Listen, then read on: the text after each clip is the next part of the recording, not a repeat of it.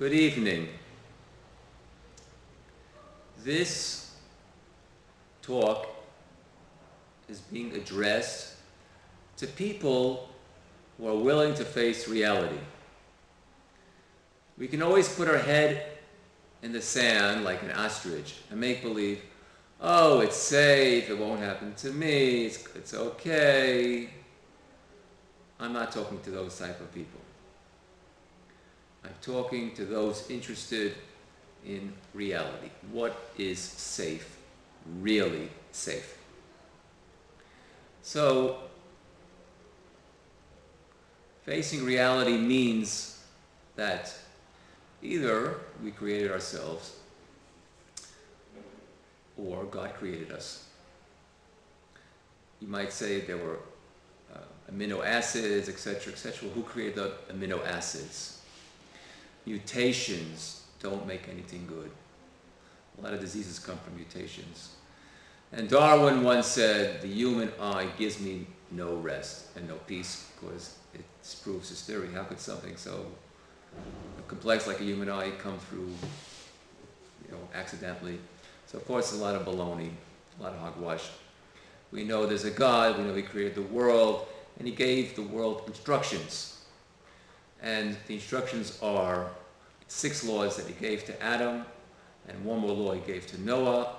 These are for all human beings. Being a human being means being human and keeping these laws. He also gave a tradition. He asked the entire Jewish people, 3 million people and more, to stand by Mount Sinai around 3,500 years ago when He gave them detailed instructions for mankind and specific instructions for them, the nation of priests. And these instructions were passed down from generation to generation until they were codified by a man called Maimonides, who lived around 800 years ago, and I quote Maimonides. Maimonides says that Adam, the first man, was commanded 6 things. 1, not to worship idols. 2, not to curse the name of God. 3, not to kill. 4, not to commit incest or have any type of forbidden relationship. And the 5th is not to steal in any way. And the 6th is set up courts of law. Noah, who was allowed to eat meat, was also commanded not to tear flesh off a live animal. So if anyone does anything which goes against these laws, he's looking for big trouble, since it's very clear that if someone transgresses any one of these laws, he is liable to get the death penalty, and if some reason human beings do not kill him, then God might just kill him because he is liable of death. What are these laws, specifically in relationship to our topic? Well, Maimonides spells out very clearly that every human being must stay away from these 6 types of forbidden relationships. 1 is the mother. The 2nd is a father's wife. The 3rd is a married woman. The 4th is a sister from a mother. The 5th is a male and a male, and the 7th is an animal, and they're all alluded to in the Bible itself. But he spells out very clearly, these are all forbidden. So if someone is taking someone else's wife, he's looking for big, big, big trouble.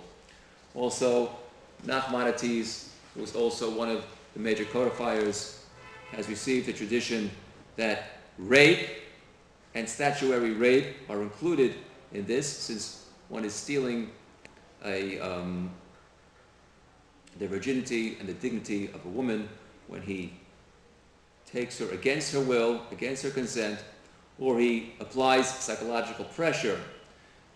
Almost every country today has a law called statutory rape, which means that a girl who's under 18, even if she gives her full consent, the man can be put behind bars for a number of years, because most countries realize that women are vulnerable, especially if they're under the age of 18, and therefore this is a criminal offense in most countries. In our tradition, we were taught that it is an offense, is a criminal offense at any age if one coerces someone and applies psychological or physical pressure. At any age, this is a very serious offense and it carries a death penalty. So in any of these situations that we mentioned, taking somebody else's wife, or rape, or applying physical or psychological pressure, this is forbidden. It carries the death penalty.